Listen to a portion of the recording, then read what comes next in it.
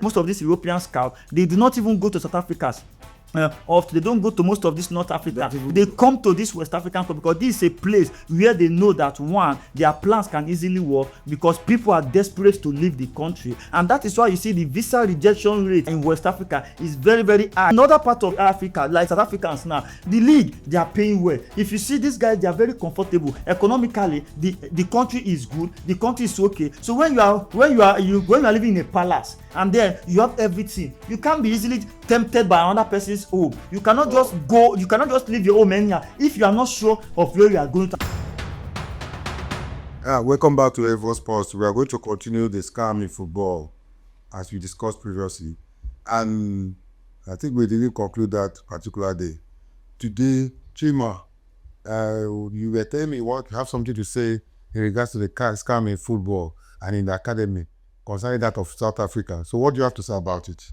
Well, South Africa, I noticed that most of the scam cases that I've witnessed, I've not been able to see any South African players involved. And reason, when I begin to dig deep, there's not much big deal about it. One of the reasons, like we always say, is to develop our league. Now, their league is well developed. They pay. In South African league, players collect more than over 200,000 rands to 500,000 rands in their league, which in Naira is over millions of Naira, 18 million, 10 million, all of those things like that. $10,000, $5,000 in the league, and they are living comfortably. They are very, very okay. So in that case, I don't see any scenario where a South African player will want to leave, because it's always the desperation of leaving Nigeria. That is why most of these boys have been scammed from Nigeria. And then you see most of these West African countries, Nigeria, Ghana, Ivory Coast, Benin Republic players, most of them, Togo, most of them are the people that are always being stranded in Europe, being stranded in most of these Asian countries because they are desperate to travel. And when you have a system that is not really working well, definitely you always find an escape route because you want to escape poverty. Because even while you are playing in Nigeria, even if you are aspiring to even start off from Nigerian league, and then you feel like, if I play in this league, maybe I sign to Enyimba or Kano Pillars or Rivers United or Akwa United. Then when you check those that are already there, how much are they being paid? Even the amount that you hear that they are being paid, do they even pay them this money on a regular basis? So when you check and calculate most of those things, you find a reason why people always run to this scout and this face scout. And this is why you check most of these European scouts, they do not even go to South Africa. Or they don't go to most of this North Africa. They come to this West African country because this is a place where they know that one, their plans can easily work because people are desperate to leave the country. And that is why you see the visa rejection rate in Africa, in West Africa, is very, very high, because most of these European countries, they reject visa, and yet they collect visa fee, they collect money, you send documents, it's all of those things. Sometimes it's two ways. Sometimes they feel like if you give these boys visas to travel and they get there, what about these people that are invited? Are you sure they are genuine? They don't want these boys to go and get stranded. By so doing that, despite the white men calling, despite the agents calling and sending some good documents, they intend to deny visa. Why again? Sometimes it feels like maybe because the people who are desperate to travel, this embassy, they capitalize on this Nigerian issue. So by so doing, whoever that promises you to secure you an European visa or any Schengen visa to travel abroad, you will definitely jump on that person. So families, and because in this part of the world, people see those who are in Europe, who are in abroad, as wealthy people, rich people. So they feel like even if you're not doing anything, once you have traveled out of Nigeria, they will come and give testimony. This is the part of the world where people go to the church to do thanksgiving for securing a Schengen visa, for securing a Poland visa, securing a Denmark visa, securing a visa that other part of African country, you can easily just get this visa just by just going to the embassy, submit the right document, and you get it, because you have the right to travel anywhere you want to travel, as far as you are not carrying anything in your bag, like blood, any exhibit in your bag. So but now these white men as well, they are now using Africa as they are now exploiting Africa, making use of those advantage, because one, first of all, they know that we have talent here, but because our guys are also very, very greedy, and that being greedy, most of this academy here, to most of those coaches here, they don't even know these guys abroad. You just see they just come to Nigeria, just come and talk to them. They will just wear one white trainers, wear one short this, maybe wear Osimhen jersey or wear Boniface jersey or wear one jersey that they just print. And yes, you just think that they will tell you, I'm the one that scattered Osimhen when he was 7 years old. Do you know JJ Okocha? Me and JJ uncle, we were playing in those days. If you see JJ Okocha now, I signed a deal for him in Real Madrid, but unfortunately he did not go. He was trying to play too smart. They just give you certain stories. Now they brainwash these coaches. Now these coaches that have been training these guys for so long, they feel like, Hakim, if I give you to this guy, you will travel to Europe, you will go and sign a team, your life will change, my own life too will change. Hey, how are we going to work? The coach does not have money. He will go and be looking for sponsor or go and meet the parents. He will try to convince the parents of the board that I know these people, despite knowing well that he does not really know these people. Why? Because even him too, not because he want to sell out these people anyhow, but because he also believes that he will benefit from it. So by taking that risk also, they are endangering most of these boys. But now in other parts of Africa, like South Africans now, the league, they are paying well. If you see these guys, they are very comfortable economically. The country is good, the country is okay. So when you are living in a palace and then you have everything, you can't be easily tempted by another person's home. You cannot just leave your home anyhow if you are not sure of where you are going to. And if you peradventure leave that your place to go to anywhere, if that place is not making sense to you, you will come back to your home. But now imagine a man from Africa, from Nigeria, selling plot of land, 5 plots of land, selling lands of 10 million, 15 million to sponsor their child to abroad, and then the child gets to that place, call them, mama, papa, what I'm seeing here is not what they told me, or 2-3 years they have not gotten a club yet. The mother will be so sick, you can't send money home. At the end of the day, the family will be the one sending money to pay for house rent, because by so doing that, the agent will tell you a lot of stories why you need to endure, why you need to live there, why you just need to stay, take care of yourself. Feeding, don't forget that you are not in Nigeria. By the time you go to that place, the feeding changes entirely. The type of food there, the money you used to feed, changing $2, $5, $10, it's not the same. It's not just like that. Change when they send you 100,000 naira from Africa, from Nigeria, when you change it to dollar, it's very, very small there. By so doing that, your parents are beginning to sell more things, sending you money to that place. As they are sending you those money, you are spending them, you are still open, you are paying rent every month, maybe $150, $200 per month. Every day by day, you are wasting money, yet there is no hope. At the end of the day, your old mother will get sick. For you to come back to Nigeria, you'll be so ashamed that if I come back, not about people who have seen me as I travel, how would they feel? Or people who have sponsored me, if I come back now, how will I travel again? Because the only means of survival is just to leave that to leave the country to go and play football elsewhere. So it has really affected the mentality, but because the government is bad there, it's working for those scammers. But in the country like South Africa, it's not really working for them. Yes, in terms of talent, the West Africa have more talent than in South Africa, but in terms of infrastructure, in terms of hope, in terms of comfort, South Africa, they enjoy comfort. They have a very good academy, Kaizer Chiefs Academy, Stellenbosch, Super Sport Academy, so many academies there. And those academies, what they do is that they don't even train these boys to even send them to European clubs. They just into their club side. They want to make them play for, but to play for their national team is their ultimate goal. So if they end private or see any offer from Europe, fine, but they don't make it look like you must go to Europe before you become successful, before you can make ends meet. No, that is one of the challenges we have been facing in Africa. Okay, Albert, let me hear your own view. Thank you very much. You see, the last time out on this subject, I lay a lot of emphasis on empirical fact to this effect, but just one or two things to just brandish what I earlier said. You see, setting up an academy is basically for talent development through structural training and holistic development. Yeah, you said it. Yeah, you see, let's look at North African teams, Tunisia, Morocco, Algeria. Let's just put these three countries. No, let me just yes, Egypt.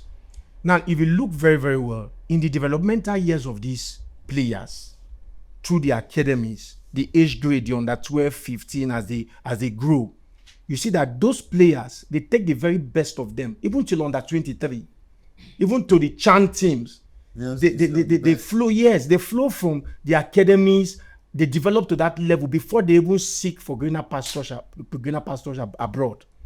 If you go to South African countries, especially South Africa, so to speak, the country South Africa, because they will have a well-planned football academy throughout all the states in South Africa. I so believe that virtually all those states in South Africa, you can have about 4 to 5 academies in which they groom player.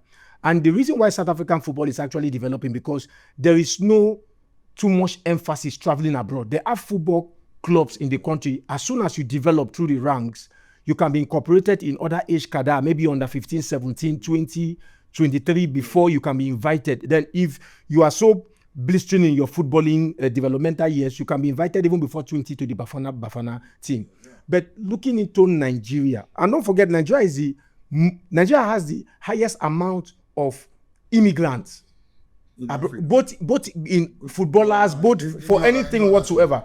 Now it is because most of those agents know that Nigeria is a place where they can really do those myopic or dirty business transaction when it has to do with football. They really understand that if they come to Nigeria, because of the complexion of their skin, you understand, whatever thing they tell these football academies through their owners and all of that, they will believe them because of our too much loyalty to the complexion and all of that. Now, few academies in Nigeria may be getting it right, but 90% of them are not getting it right. I did say earlier on that if you are setting up a football academy, I so believe so many football academies, because of what they are to impact, their facilities and other things, the parent who is bringing his child to a football academy need to pay. But the academy need to provide every other thing, including if the player grows to a particular level that he or she is right, like put it male and female.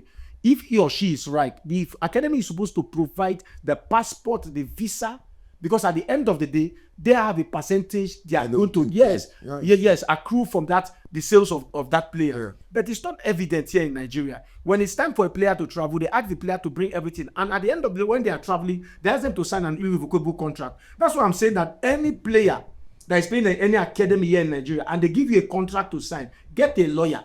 Let the lawyer interpret everything that is indicated in the contractual agreement, so that you don't go into a slavery kind of a contract. A lot of players in my generation and even till today, a lot of people are still suffering it till today. So, academy, when I hear the word academy here in Nigeria, sometimes it baffles me. I know people like Kule Soname, the owner of the owner too of Sporting Lagos. They're actually trying. Those people, kudos to them, they're actually trying. But so many academies, apart from this well-established academy, if you go to a lot of places, I've said it over and over, I go to stadium, go to many places, even go to CMS, go to Bariga, so many, you see football academy, they'll just give them the same jersey and all of that. Some of these players are 24 years, 25 years by age. They want to travel, you give them 17 years old passports and all of that. And you ask them to pay for visa, pay for passport and all of that. That is not how an academy is being run. You understand? So that is why there are so many flaws in the Nigerian academy setup. That is why you see, you give a player that say he's 22 years, a Super Eagles jersey, maybe he has shown like 1 million stars abroad. But when he played for Super Eagles for like 3 years, he started playing like a pregnant woman because the age do not tally to his performance. Yeah. You get what I'm trying to say? Maybe it was like 30 when he said he was 22. Yeah, exactly. Maybe you have a proof to that, but we heard about that. I said maybe. Maybe. So the fact is that the academies we have today are not actually catching those players young. You cannot tell me you have an academy, you are recruiting players, and those players have already finished secondary school. That's not an academy. To me, it's not an academy. And that's what I see. I keep saying I used to see them in stadium so many times. You go to Osho, the Papa Expressway, all those football fields there, you see them, 25 years, 24 years old boys, they say they are in football academy. That is not an academy. Just say you have a Parapo football club. Or that time they used to say we have a traveling team in which they send their videos or whatsoever to a white man. Video clips, and the white man invite them. Tell us it's a traveling team. Don't tell us it's an academy. Because the way an academy operates is far different from the way a football team where an agent come to pick player operates. So that's where the scam comes in. That's where the scam comes in. So Chima, do you still have anything to add? Yes, like what he's saying. Firstly, there's nothing working in this country. So absolutely nothing working here. Because if you are talking about you want academy to be standard here in Nigeria, even the government is not even standard. You tell me one thing that is standard in this country. So now this football here in Nigeria now, or in this West African country now, what they are doing now is it has become business, means of survival. No. Some of these players, when people finish secondary school, 20, 24, 25, no job, no good work. Even some people that went to university and then they came out with good degrees. There's no job for them and they can play football. Some of them are not even dreaming to play for Super Eagles. They're not even dreaming to play for Real Madrid or Man U again. What they are dreaming of now is how they can even leave this country, better and they feel like one of the easiest way to leave Nigeria is by through sport, because that is where you can easily get visa. But now, even the sport is not even easy to get visa. So now, by the time you want to travel, if you want to do passport, even the government himself too, when you want to work there, they reduce the passport age of these people, because this has become the trend. So whatever these politicians or these top people are doing is what from the top to the down. That is exactly what is happening. You understand? There was a time Stephen O'Day that played for MFM before was having about one issue like that with FIFA and then MFM. They said I think he played for one club in Belgium. And the age passport. The age, yes, was different, about 4 different. But FIFA have to call and say, okay, which one is your report? Because one, you did not play underage. If you did not play underage football, they can't hold you responsible, because whether you are 30, 50, 100, come and play the ball on the pitch. If you can play it, fine. There are people who maintain their system, who maintain their body. They can play till up to 40 years. But there are some people that are young boys. They have some feet when you get to that play. Some boys are 20, 25. They can't even move there, but they can't even play the way some older guys. So football now has become, if you can look at the likes of Ronaldo, they are still playing at the age of 40 something years. But there are people who have retired, even white men. There are some players who have retired at the age of 30. There are some who have retired at the age of 29. You understand? But there are still some people, even African. I know when Samuel Eto'o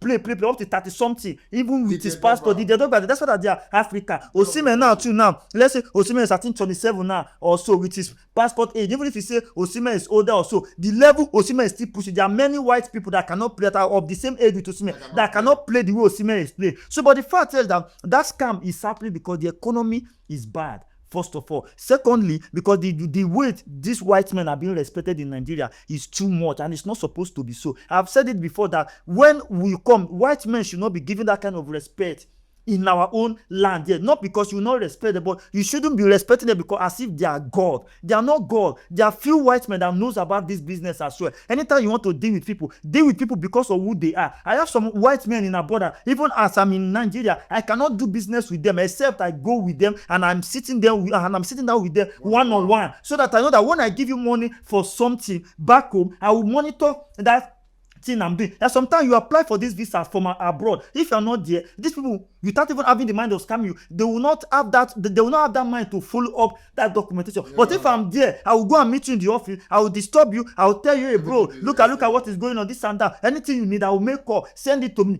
because other people are also disturbing you. But now our African brother are the main one, because there's no way a white man can come and scam Nigeria without involving a Nigerian and insider here. So now you now go to synagogue and carry white men that came for deliverance, that came for HIV deliverance and gonorrhea deliverance and staphylococcus to come and cure themselves. You carry them, wear them as the clothes, suits and shoes. You bring them to the field to come and deceive your fellow brother, because one, you want to make money from the visa profit, because you want to tell them. Sometimes this club sometimes will come and scout this player genuinely. Go back to, I've seen it. We have organized some scouts sometimes that people come from abroad, scout players from here, go back, pencil their name. When the club will send invitation letter to the club, the coach or the person that is directly involved with those players, we tell them to pay certain amount of money. I mean, why the club is not asking for money for that. But by so doing that, the people will not be able to afford that money. They will now replay, they will call the white man back and say, bro, that player is no longer available. He said he cannot go to Germany, cannot go to this and that. Why? Because that player cannot afford that money. They will involve their family member or another person that can afford that amount of money just to come and travel. By so doing that, the person will travel. Even sometimes, some of them are not even footballer. I've seen a situation where they took about 20-something players to Turkey to go and play. The Turkish club invited them for a preseason game to come and say, if I play your team against our boys, if I see any good player, I will sign them to my team and also spread them to other Turkish league, maybe the lower division. Could you believe that this man went with this about 17 to 20 players? 8 of them are only footballers. The remaining ones are market people for Ladipo and Mandelas. And so they just pick businessmen with their belly be like which I don't understand. Just to give them, just when they travel to that place, on getting to the airport, some of them ran away from that place because they already know that they are not going to the pitch. If that man go pitch, what you want go play? So first of all, they disappear from airport because they don't say they don't feel raise ball. Then the people that came for the game already were about 8 or so. The white men, the coaches, the club, they were very, very disappointed. So by so doing that, you're already cutting down that offer. Why? Because they gave them that opportunity free of charge. Are you getting my point? So these are the levels where we have gotten to in Africa. And so my only advice is that this club academy or grassroots team, because it might not necessarily be academy per se, but all these grassroots team, they need to first of all learn to grow this player very well. Any opportunity around, that is why we have been agitating for them to build Nigerian league. Because if they build Nigerian league, these are the first primary step to train this boy, because once you in Nigeria to Nigeria, if you are training your boys well from Lagos, if you have boys in Lagos or in Abuja, any club located in Abuja, you can easily take your boys there for trial, go and play them match. If they see any of them, they will like that one. They will not be spending more. But you see a player here that just started football today. The father want the player to go to Europe to go and bench Iwobi in Fulham. Player that just started ball today, the father want the player to go and bench Mbappe in Real Madrid because of the money involved. Because of the money involved. By so doing that, they fall into this scam. These people that will promise them heaven and earth, and because they know that they will key into that scam. So these are the things we have been facing in Nigeria here. Okay, Albert, any other thing to chip in? You see, there is no much to chip in, but you see, they say experience is the best teacher. And if you cheat me the first time, you are the fool. If you cheat me the second time, I am the fool. Okay. You see, most of these guys that are growing up now, that are playing under academy or under one agency, they've heard so many stories of scam in time past. Now you see, the reason why the white people are still taking advantage of them is because they so believe by the stories they have heard that white people don't cheat. Okay. That's why their own brothers, their own uncles, their own fathers who use a white man, as Chima pointed out, to bring one from synagogue. I don't know. That's that. To bring one white man, but in order to bait them and scoop out or swindle money from them. It's just so bad. One of the things is this. The people that have legitimate football academy in Nigeria should ensure they bring other academies that are into fraudulent things in Nigeria. They should bring them out. They should bring them to the spotlight. Let people know that these academies are indulging in practices that are not right. Because they know, but everybody, this one don't want to call this one don't want to call this one, but the country will grow. You understand? The country will grow. I tell you the truth, there's an academy I saw in stadium the other day. I counted about 47 players. You need to see their issue where they are there. Okay, old boys. Carl, don't strong. Well, these are confirmed street boys. They are in academies. They get the picture. Some of them, their lodge is Teslim Balogun Stadium. If you go to Teslim, you will see them. I don't know the name of those, but if I want to know, they used to call one Baka Football Academy. I don't know how they operate, but I just know that they will go to training, they will come, go to training, they will come, go to training, they will come. I keep wondering, if you have a large squad of 60 players in your academy, and I can actually count like 15 to 20 academy around me, within Sulere, Ijesha Express, Bariga, not even up to standard. Yes, and year in, year out, 5 years, 6 years, 7, 8 years. This academy have not produced any player in the under 17, under 20, under 23, even Chan Eagles, even any good football club in Nigeria. It's so. So that's a scamming setup. It is a complete scamming. So those academy, I so believe their owners. I speak with all boldness that their owners, the owners of those academy, most times are using those players coming to register to fatten their pockets. It's like a food stomach infrastructure kind of a thing. Okay. So let them forget that academy sobriquet they are giving. Just say you get boys club. Boys Any agent will from they'll come pick players here, carry them. Stop labeling the team academy when you don't have those things.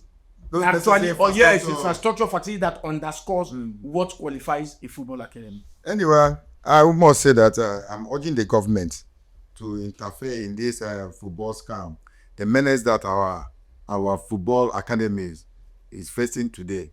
And I want the government to do things right so that our own Nigeria football will improve. This will enable us to curb this menace of football scamming. Thank you.